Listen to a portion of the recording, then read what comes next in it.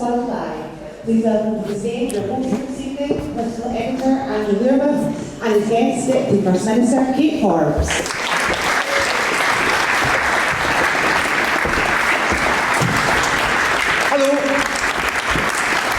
Welcome to Unspun Live. This is the final night of our run at the Edinburgh Festival Fringe. I am delighted to be joined by the MSP for Loch Aberskye and Badenoch. Well done. Good. And the Deputy First Minister, Kate Forbes.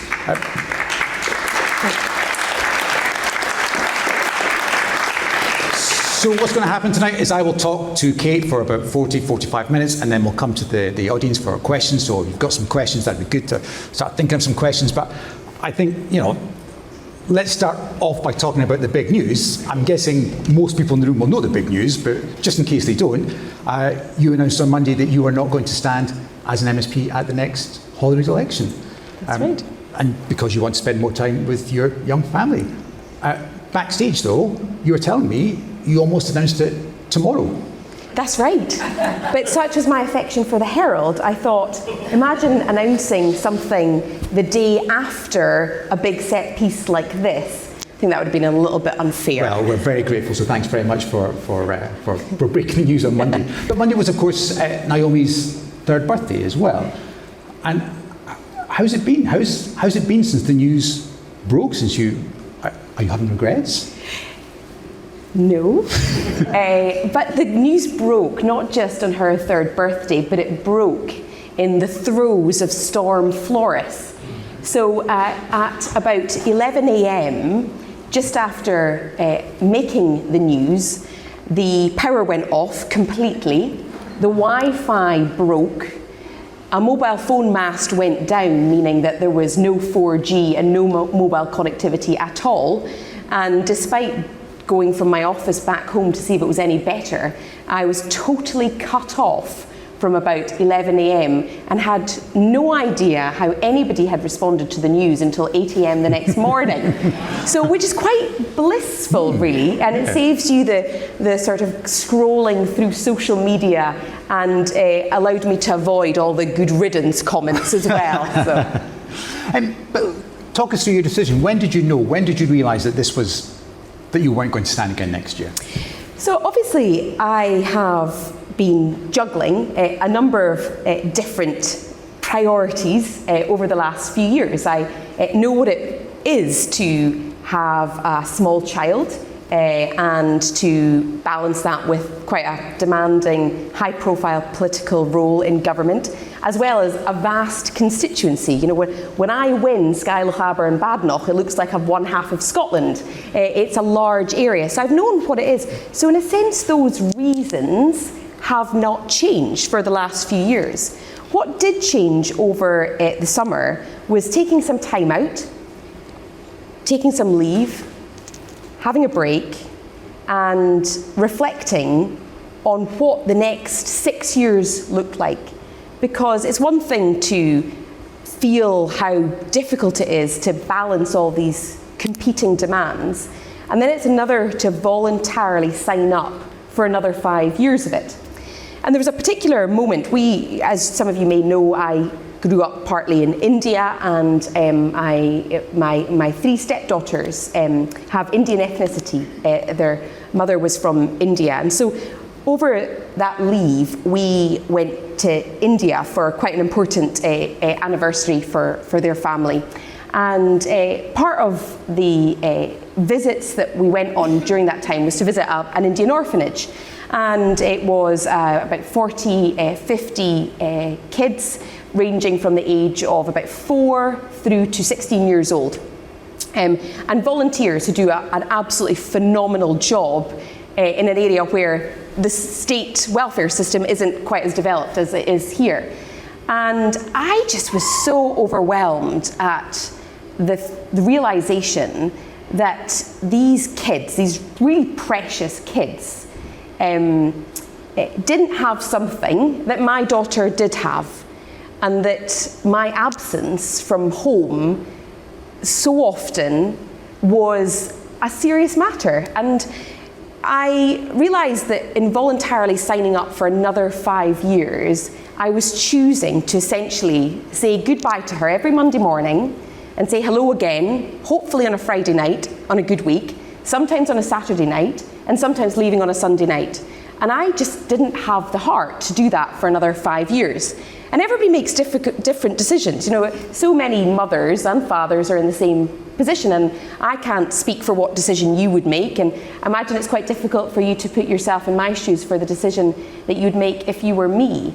But it was that every election is a choice for a politician, and to voluntarily choose to essentially outsource my daughter's upbringing was a sacrifice too far. And so, whilst it was a really difficult decision, and it has been a difficult decision, and I don't want to let people down, and I'm conscious of the impact it has perhaps on my own patch, when you boil it down like that, it became a really easy decision and a really simple decision to make. And I came back from India mid-July thinking that I knew what I needed to do, and then obviously had the conversations that I needed to have.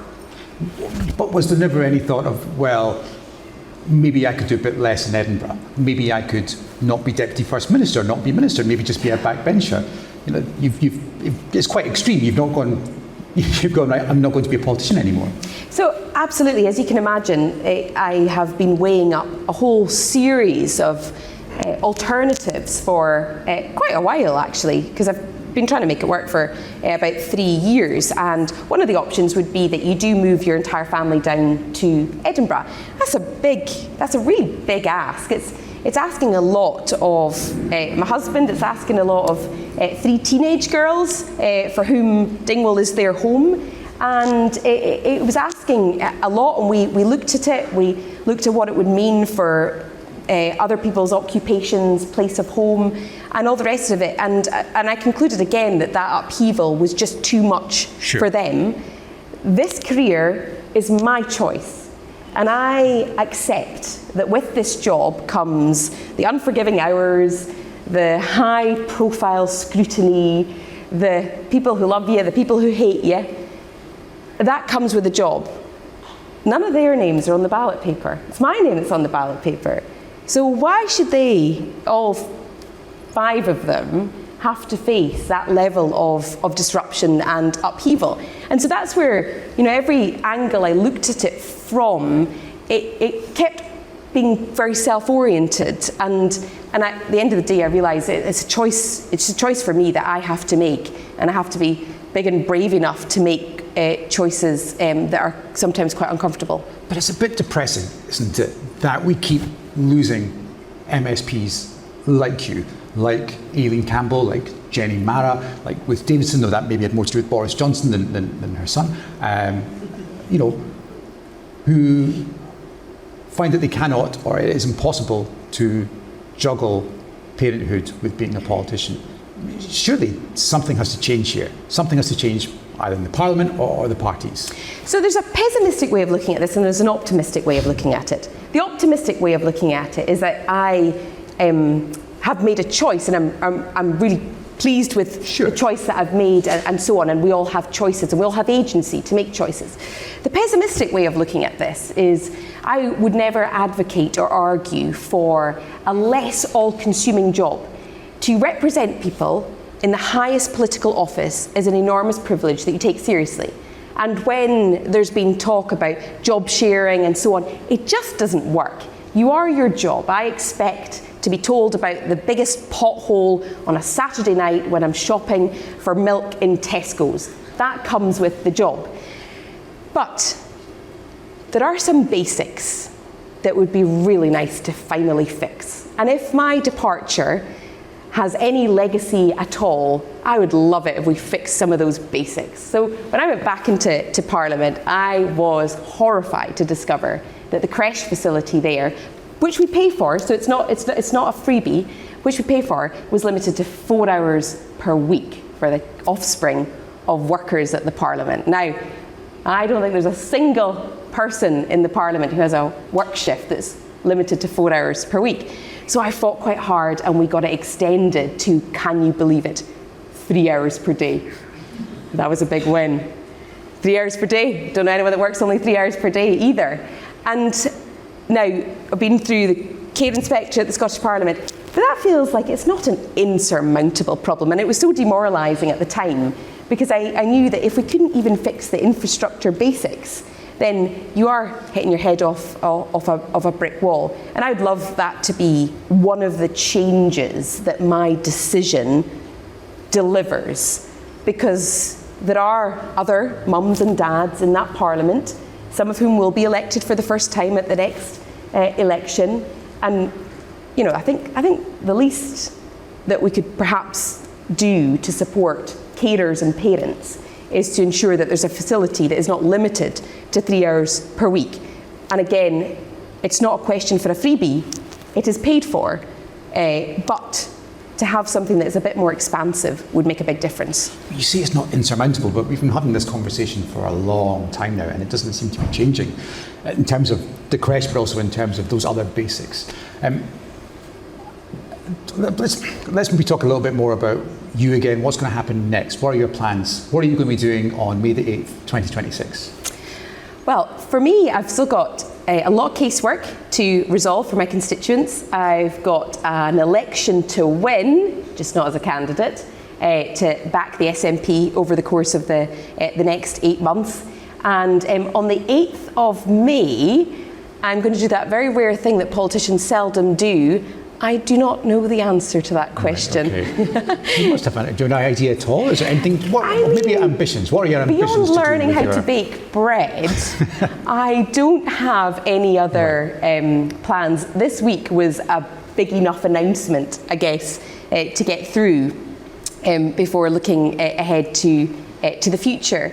So I genuinely don't know at this point in time. I could come up with lots of ideas that I've had, like opening a bread shop. Right, okay. But that's literally, I was going to say pie in the sky, but there may be a better pun. Yeah, definitely. Ding more. Yeah, we'll think of puns, and we'll come back to you on that. There's going to be a lot of change next year in Scottish politics. I think you were the 36th MSP to announce that they were standing down. So that's a huge change in terms of Parliament. Why do you think that is? Why are we losing so many MSPs this year? Well, again, there's a pessimistic and an optimistic side of looking at that. The optimistic side is that actually it's good that we have a healthy pipeline of talented people to stand for election. That is the lifeblood of our democracy, and I think it's good. If I look even at my own constituency, I think it's really healthy that there might be new people with new ideas, with renewed energy to resolve the big issues. The pessimistic side of this is that politics is it's a pretty brutal place to be. And if I even reflect on the 10 years since I first stood for Parliament, how much has changed in that time. 10 years ago, we were talking about the scrutiny, the 24/7 nature of social media. I often reflect on just how much more toxic and brutal that is, even in the last few years. Even the extent to which online abuse spills out now into real life abuse. I don't remember that being as often as it does now. And I think the world is an angrier place. I don't know about you, I find a lot of that anger quite exhausting. It makes me very fatigued at that level of anger and vitriol, and yet it has characterised a lot of our politics. And there's plenty of people that will put to me the question, why don't better people stand for election? And I find a mirror and I hold it up to them and I say, well, let's start with you. And suddenly there's reasons why not to. And all those reasons are the same reasons that so many other people are looking at for why they're stepping down or not standing in the first place. And it is a tough gig. And none of us want to get a little violin out and say, feel sorry for us. But the point is, if we want good people to give up good jobs that they might already be in, give up the jobs that has given them a particular expertise that we want in Parliament. I think it's often said we could do with a few more engineers, a few more accountants in Parliament. then that is a sacrifice, which is why politics is a calling, and you have to believe in a mission for improving people's lives and changing Scotland for the better.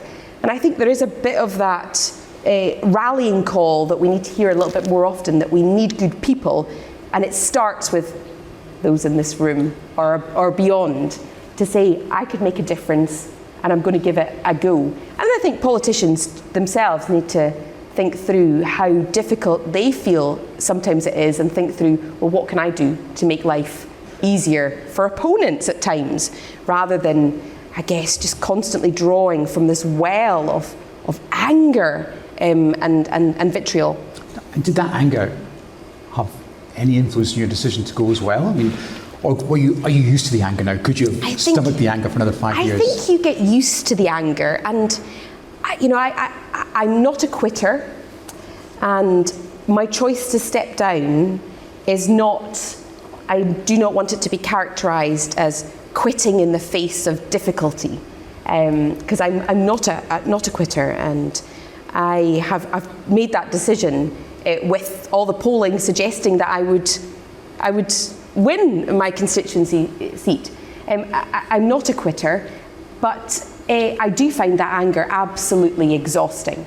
There was an example a few weeks ago, so this is very fresh. This is sort of a late June example where I was out with my daughter, who was 2 and a bit at the time, and she had really badly hurt herself. There was blood, floods of tears. She was on my knee. And somebody, seeing how sad and unhappy she was, came up to me and said, look, I know you're busy, but I just really need to tell you how much I hate these wind farms. And those wind turbines are a disgrace. And I'm just taking it, it's not often I bump into you, and went on this long tirade. And I couldn't move, and I was struggling to hear because of the tears. And I thought, hey, I'm sure if I did a referendum in this room, half of you would love them, half of you that would hate them. But where's the humanity that at this moment in time, I'm not just a politician? So did that make my decision for me? No. Does it exhaust me? Yes. Do I think it's appropriate? No. Do I think it would put off other politicians? Yes. So that's how you weigh up these elements, and I do think that anger it must exhaust those that are angry, and I find it exhausting as the recipient of it. You talked about some of the new faces that could come to Holyrood next year.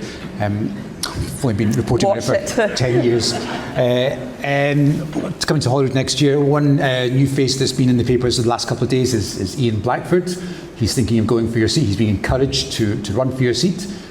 Would you like to see Ian run for your seat? He's not told me that. Okay. So I'm taking those headlines with a huge dose of salt at the moment, because I did have a chat with him a few days ago, and that wasn't in the conversation. Right. Okay. So I certainly haven't heard that.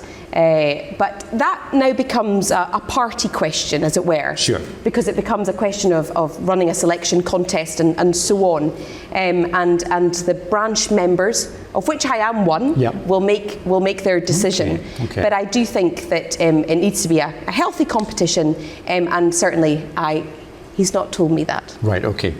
So you could vote for him then? Well, I will wait and see what the options are. Let's just before we move on from this, because part of the difficulty is your constituency, which you described as massive. I think Brian Taylor was on the stage the other night and said it's the size of Belgium. I don't know if that's true or not, but let's go with it. Is it just too big? I mean, is it too big for one person to represent? Well, my constituency is comprised of very, very distinct communities.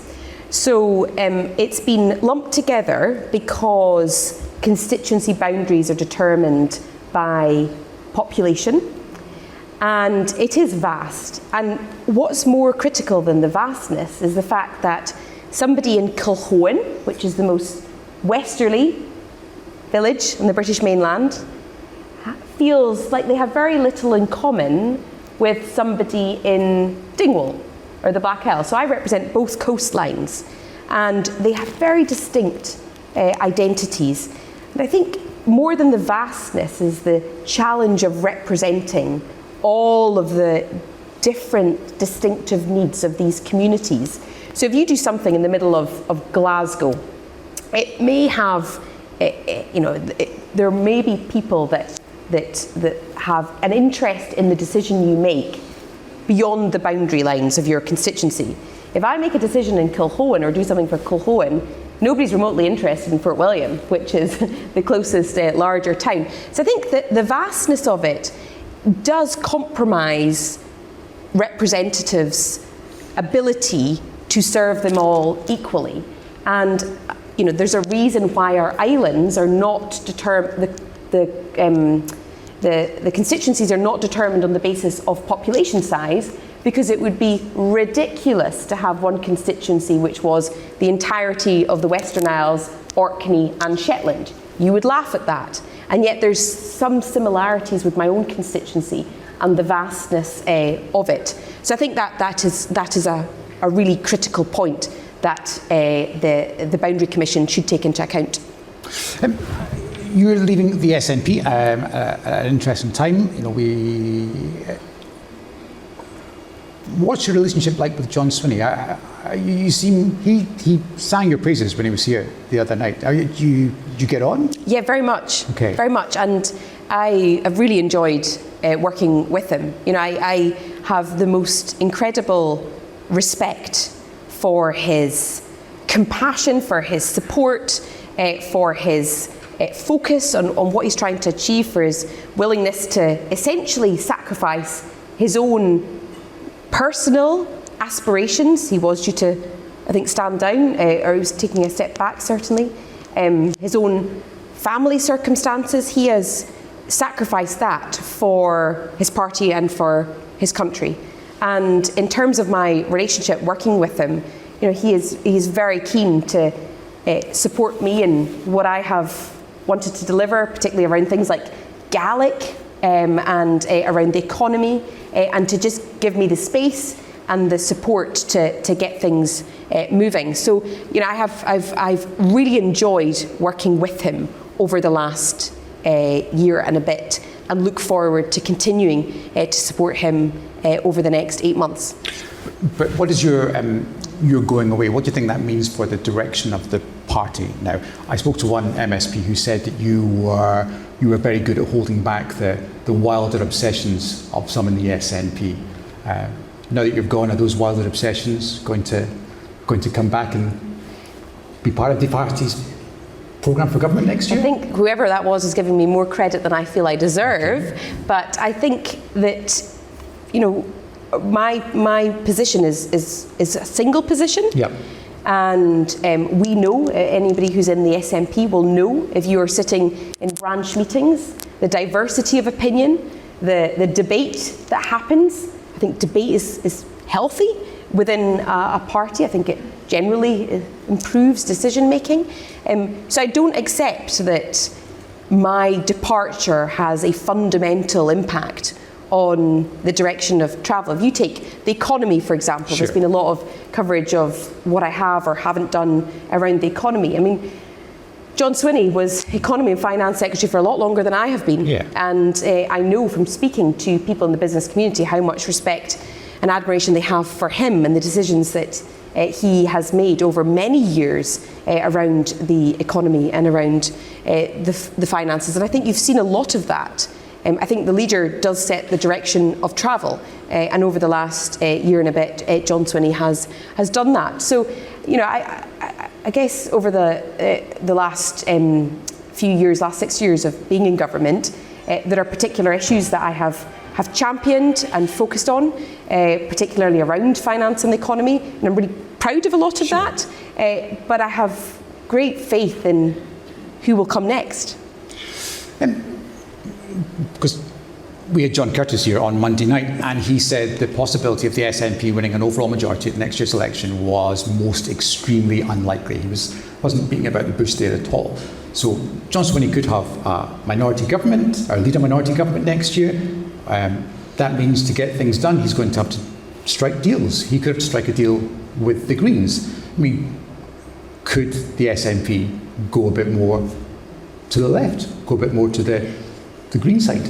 Well, in terms of the next, let me take that in two parts, because there's the election, then what happens after the election. So let's take the election first of all. I don't think anybody who's been watching politics for the last year will be in any doubt that a year is an extremely long time in politics. A week sometimes feels like an awful long time, never mind a day.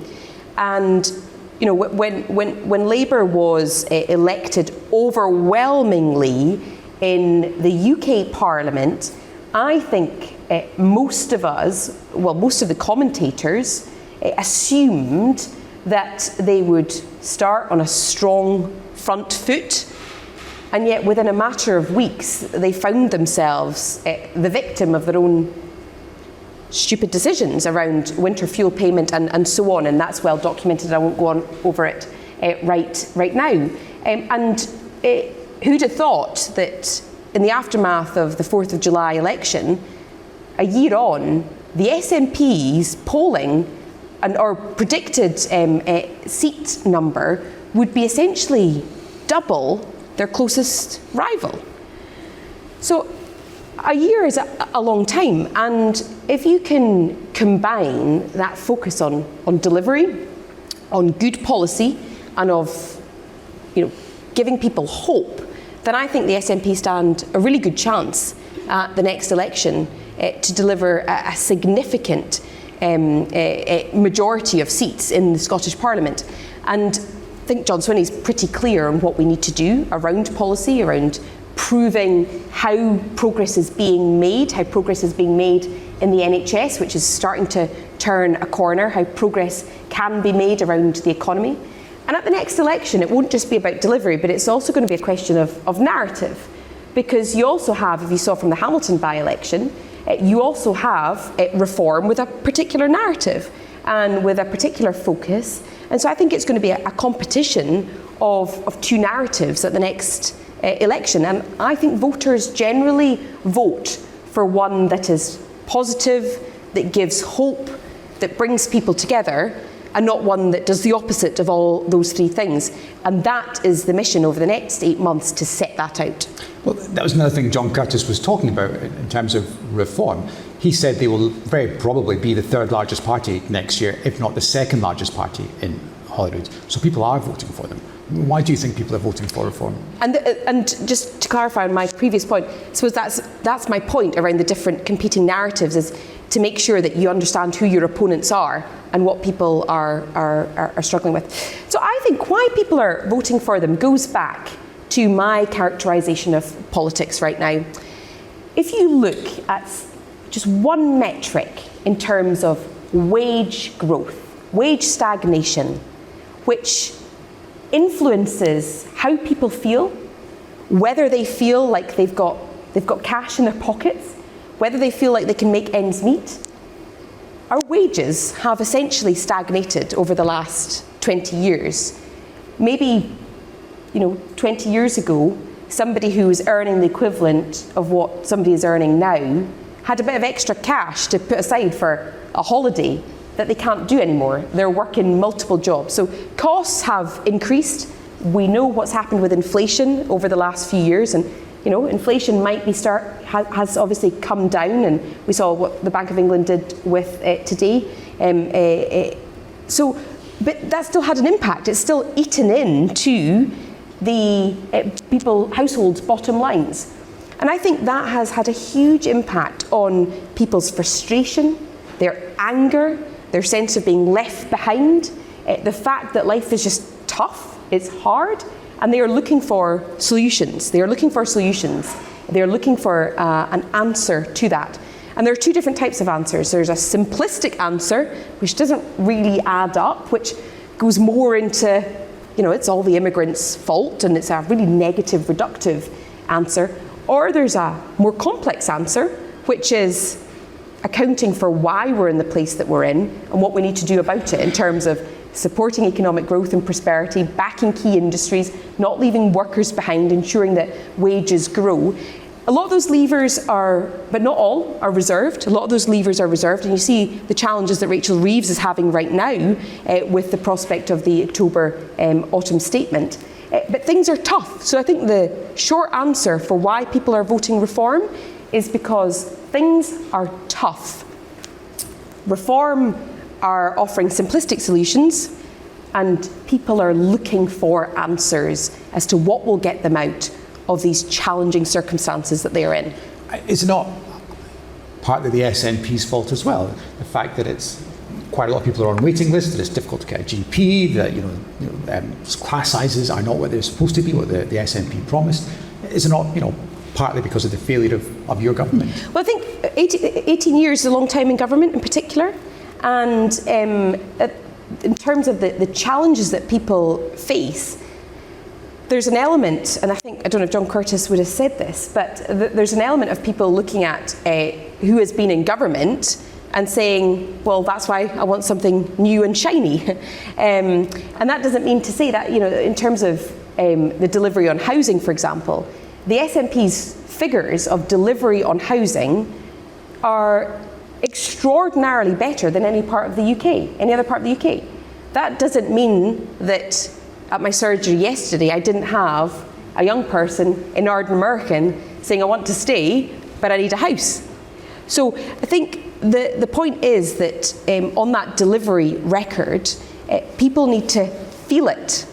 And I can talk through the statistics, and everybody that's in a house now that wouldn't have been in a house had we not built them is not complaining. No.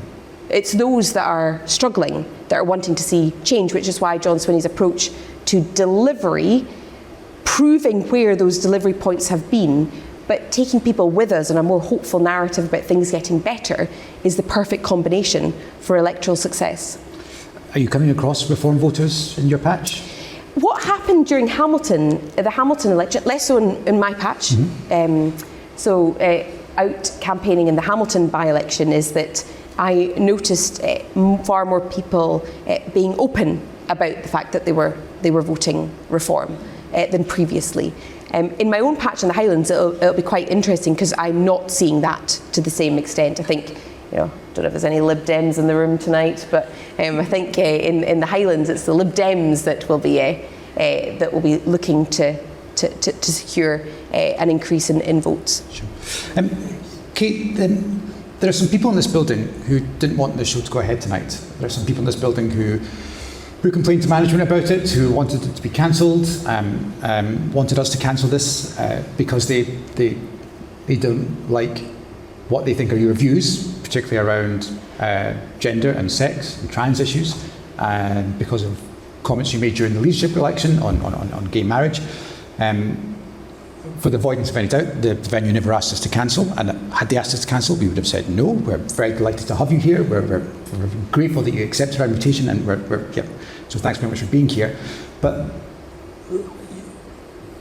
And it's not just people in this building who have that view, it is people within your own party who have that view as well.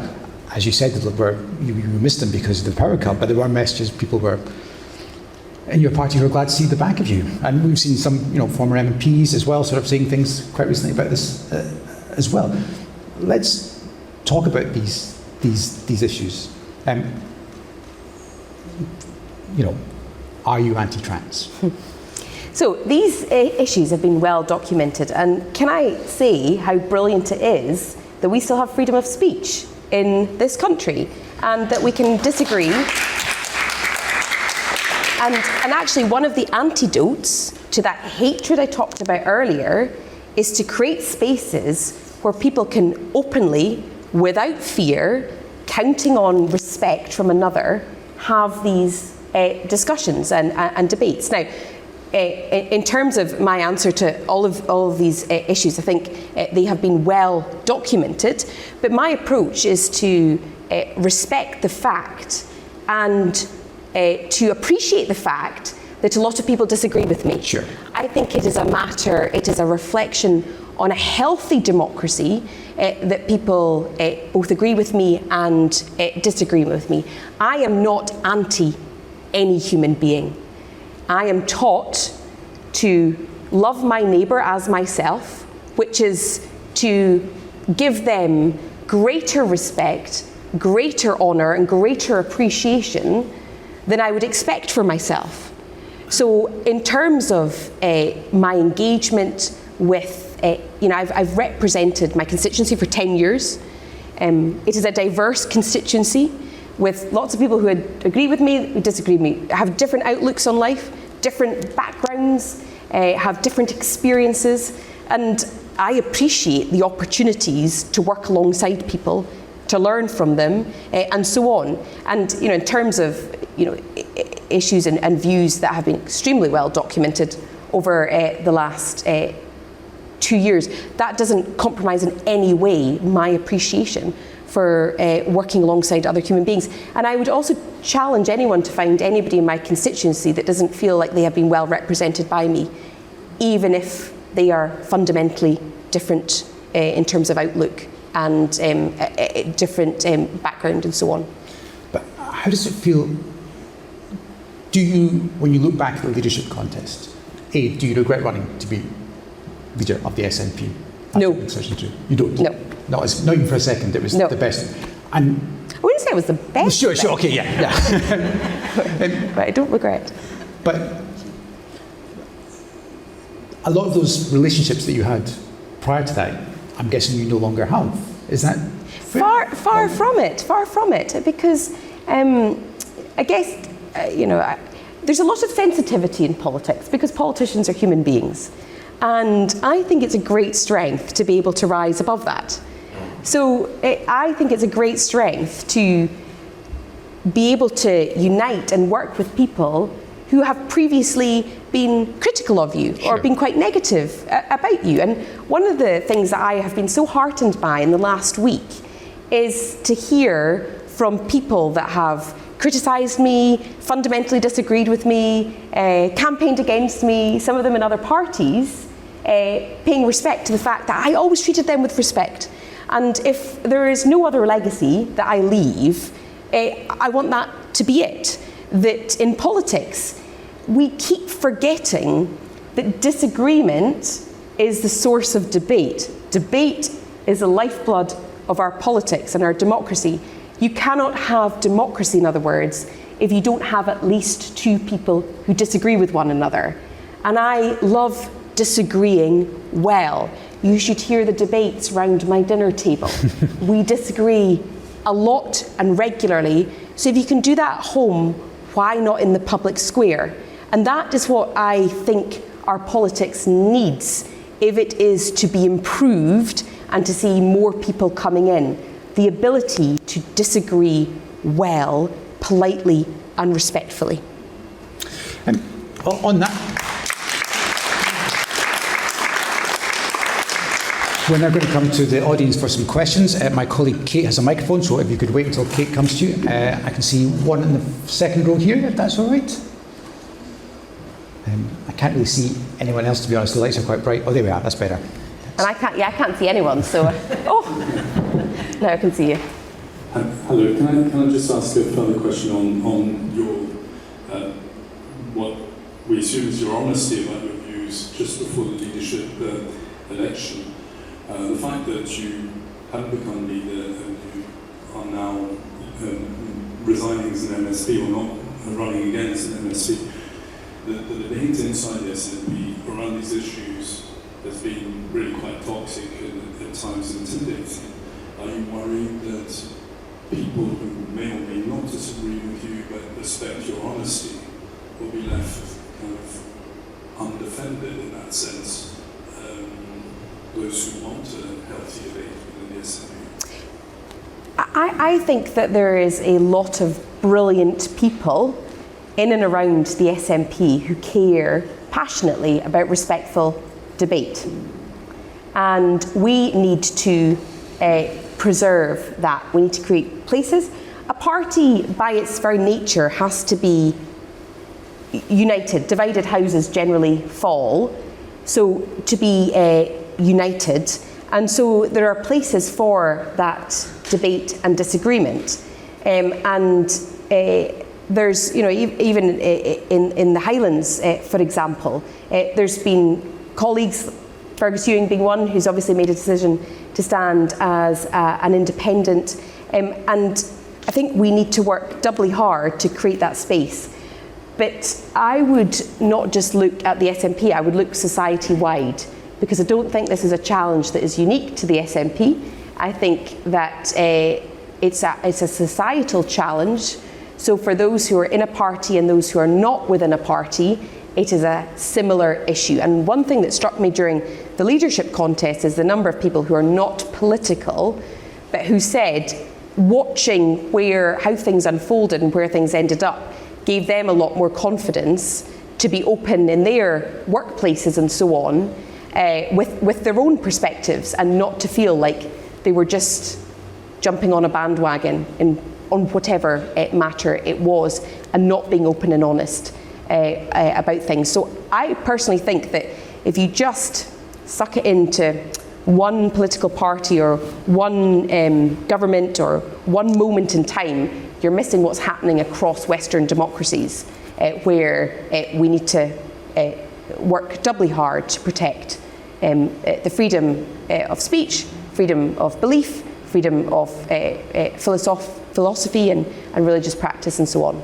So I think that to directly answer your question, I don't think my decision leaves people undefended. Another gentleman over here. Hi, what I'm interested to know is the things that we all want in this country all require money. And for that we need to have a more prosperous Scotland. As a person responsible, even now and for the next several months, what I'd like to know is at a time when Grangemouth is closing, when there is no alternative plan for Grangemouth, at a time when Alexander Dennis are closing their factory and Falkirk, a factory which has been there since I was a boy and was a very valued and successful manufacturer, are closing because Scottish councils are buying their electric buses from China instead of from Falkirk. At a time when we can't seem to build ferries on the Clyde and we buy them from Turkey instead with taxpayers' money. What does the SNP do to turn that around and do something about the shambles, basically? So this is I think this is one of the biggest questions of our day, and could bore for Scotland on some of the challenges around procurement and subsidy control in and around the decisions about manufacturing in the industrial base. But let's park those to one side and take this on a more macro level. My view on what we need to do is to understand how Scotland is going to outperform competitors over the next 10 to 20 years, okay? So we need to understand not just how we are on the pitch, as it were, when it comes to some of our economic strengths, but the economy is a question of competition. So how do you outcompete competitors across the world, because it is a global economy, and understanding our strengths. And that means you have to prioritise. Now, a key element of that is going to be our industrial and manufacturing opportunities in and around the energy transition. Why is that key? Well, firstly, because we already have the assets, we've got the infrastructure, we've got the talent, and we've got the investment, the funding in and around oil and gas. And also because a lot of the oil and gas businesses, particularly the supply chain, are already transitioning to renewables themselves. So they're making decisions ahead of government, as it were. And this, for me, is one of the biggest opportunities to create wealth and to create that prosperity you're talking about, and to put Scotland on the map, not just next year, but in 20 years' time for the sake of our offspring. Now, if I look at what that means, it's not just about celebrating the fact that we have wind that becomes energy. That's a great thing, but I'm less interested in that and far more interested in what that means for the Scottish supply chain. So in my own constituency alone, Kishorn, £220 million of investment in massively expanding the key, massively investing in new opportunities, not just as part of the port infrastructure and supply chain for Scottish offshore wind, but also further south in the Irish Sea. Huge opportunity. Kishorn, as you will know, is tiny. It's a tiny community, and not that I'm making any allegations about your age, But you may recall, in a way that I don't, the 70s and the 80s, where the prosperity at Kishorn totally transformed the surrounding villages, created prosperity, attracted new families to the area. And that is happening right now as we speak, because they are able to integrate, manufacture key components that are going to be part of the supply chain for offshore wind. If you go over to the East Coast, Ardisir Port, another example where decades ago created prosperity locally, then lay moribund, was not creating any work. They are going to be the largest facility of its kind in Europe. And it's Scottish Government, UK Government, and private funding that is making that happen. Sumitomo, further north, cables. They're all going to need cables. We don't want to be importing cables. I'd much rather that the need for cables was creating hundreds of jobs in the Highlands. That's what the Sumitomo factory will do. Those 3 examples are not examples that I hope might happen in 2 years' time. All 3 examples are bricks and mortar right now. There's diggers on site lifting soil to make those happen. So I think you have to, by nature, prioritise. A small country can't outcompete on every front in 20 years' time. So you're going to have to prioritise, which does have implications for industries that feel we're not on the priority list. But I think in terms of the examples you've cited, they're all industrial and manufacturing. That is the base that we need to strengthen and support. Now, there's opportunities in and around Grangemouth, as you'll know. It's been huge expressions of interest. So that is at an earlier stage in the 3 examples I've talked about. I'm working night and day on Alexander Dennis, and there's been some movement there. There are big questions around cheaper competition outside Scotland. I think that would need to be fixed on a UK-wide basis, just by nature of the reserved and devolved powers. But in terms of opportunities to create jobs, last comment to make: when I speak to businesses right now, the number 1 issue they cite for what is inhibiting growth is access to skilled labour. There's 2 elements to that, and you can confuse them both. One is the size of the workforce, and the second is, do they have the right skills? So you can have a tiny workforce that has got all the right skills, or you can have a huge workforce that have none of the right skills. We need to get it right. And at the moment, with unemployment at rock bottom, with restrictions about visas, which is another political issue, which I won't go into detail about, because I assume you all know my view on how I think that's going to damage Scotland in terms of restrictions on visa. So the third option is economic inactivity. How do we support people into work? And that is a big focus of mine right now, about how we work with employers to get people into work. So I'm really sorry, that is one of my favourite questions, and so I've probably gone on for a little bit too long on that. But I'm really optimistic. You've got to pick your priorities, you've got to focus on out-competing, not just being on the pitch, and it's got to be a focus on industry, I think, because we have great strength in the services economy, and that's great and wonderful. But I'd like to see us stronger in the making industry, the production, the manufacturing, and that's what the focus is through the energy transition. I'm going to channel my Alison Johnston here and just see if we could get more concise questions and more concise answers, please. I think there's some lady there.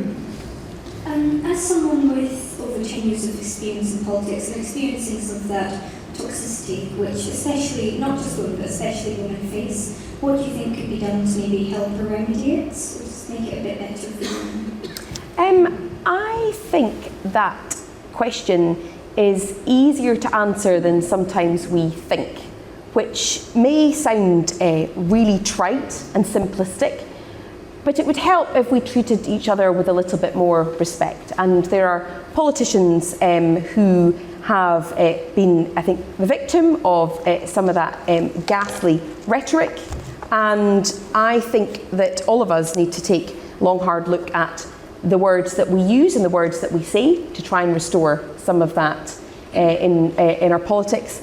The second thing is about how we attract more women into politics in the first place. So one of the reasons I don't talk that much about some of the challenges, although that kind of got ruined this week. But some of the challenges is because I realise it is off-putting to other women coming in. And the more women that are attracted in, I would like to think the more and better policies that are delivered to support women across Scotland. And that is a second area. I think the last one is around how women own politics and the style of politics for themselves. So when I was first elected 10 years ago, there's a tendency to look at all the big shouty men and think that you have to be an angry shouty man to do well in politics. And actually, as a non-man, non-shouty, fairly small woman, figuring out a different way and a different approach, which I hope then allows other women to think, well, they can be similar in that regard and do it their own way. Great question. I've got another one over here.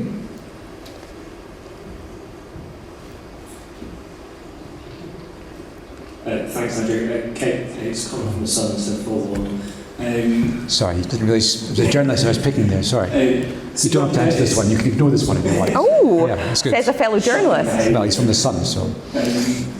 So John Curtis said that your departure makes Stephen Flynn leadership of the SNP more likely. If you were to pick between him and Myra McCann in a future leadership contest, No, you would pick? you should definitely answer this one. Yes, I won't. No, I'm not going to answer that one. I think, because I would question the premise in the first place. So in questioning the premise, you've given me two options, and I think wait and see what the real options are over the course of the next few years. Oh, that's interesting. Oh, okay. Anyone else with a question from the audience? We've got someone here. Right. It's just imagining that the UK government came to Holyrood tomorrow and said you can have one reserved area completely just devolved to Scotland. What would that be? One place you could devolve to Scotland policy area? So I would very quickly say that it would be immigration policy. There's ways to do that. It works in Canada. There's ways to do that.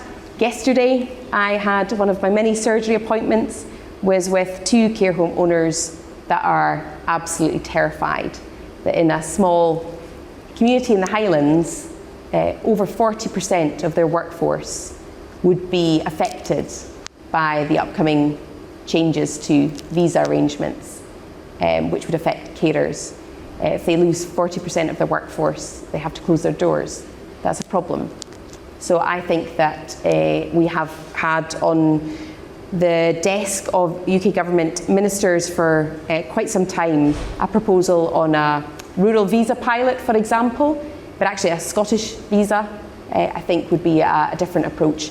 And if it works in Canada in terms of the different provinces, then I think it could work in a devolved context like Scotland. I think we've got time for a couple of really quick ones. Anyone else got a question here? There's a gentleman there. Come to you next. Thank you. I listened to John Swinney earlier this week in this room, and he was talking about a mandate for another independence referendum. He reiterated what he'd said previously about a majority of SNP MPs at the next election. Now, when Alex Salmond won the election in 2011, a lot of people were surprised because he got a majority. And the way the Holyrood voting system was set up was meant to avoid the majority, to allow parties to work together. So I'm just wondering why you set such a high bar for going to Westminster to ask for a referendum. Is there not another way that would be perhaps allowing ALBA votes and Green votes to come into it as well? It's a very high bar. I'm just a bit concerned that it's not achievable. So two parts to the answer. The first is it's based on precedent. So it's obviously based on a precedent that you cited in terms of 2011. And the second thing is that the SNP has obviously secured mandates in the past in terms of winning the greatest number of seats in a Scottish Parliament context on the basis of a manifesto which promised a second independence referendum. And the point right now of how we move forward is I think people need to be inspired to vote for a totally different future. I think that, again, over the last few years, you've seen, in the context of devolution, you've seen Conservative government, and people had high hopes for a Labour government being different, and actually both of those have proven that it doesn't make all that much of a difference to Scotland ultimately, and therefore what is going to make a difference to Scotland. And a lot of the time we have, particularly in the independence movement, have spent a lot of time talking about process, which is important and it's interesting, and it doesn't inspire people. And those very same people that I mentioned earlier, who are struggling with high costs, difficulties, they need to be inspired to have hope that there is an alternative future, that there is a different future moving forward. I think we do need to work with other parts of the independence movement. Of that there is no doubt. There's lots of great thinking on policy, you know, in the Highland context, in our local context, speaking to, working with people that are not members of the SNP but huge supporters of independence is really critical and really important. I'll keep that one short. I think that's pretty much us, I'm afraid, so we're almost out of time. Just one last quick question from me, and then we'll go. Just what are you going to miss most about being an MSP? What are you going to miss least? Ooh. Ooh. And then who are you going to miss most, and who are you going to miss least? Yeah. So, on what I'm going to miss most, it is such a privilege, it's a genuine privilege to have an invitation to speak to, meet with people across my constituency.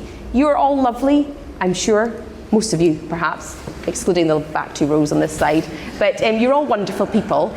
But in my constituency, I get to go into people's lives, I get to be part of their stories, at their toughest moments, at their best moments, and I think that's a great privilege to be part of people's lives in that way in my constituency. And so the bottom line is I'm going to miss the constituency work the most.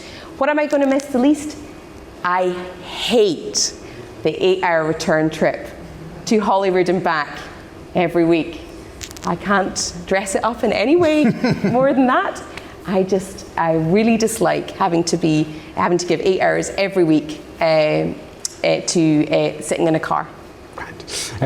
Kate, thank you very much. Ladies and gentlemen, this is the last of our run of shows at the Fringe. Could you do me a huge favour and just put your hands together and say thank you very much to the people in this room who have looked after us on the sound and lighting and doors and security,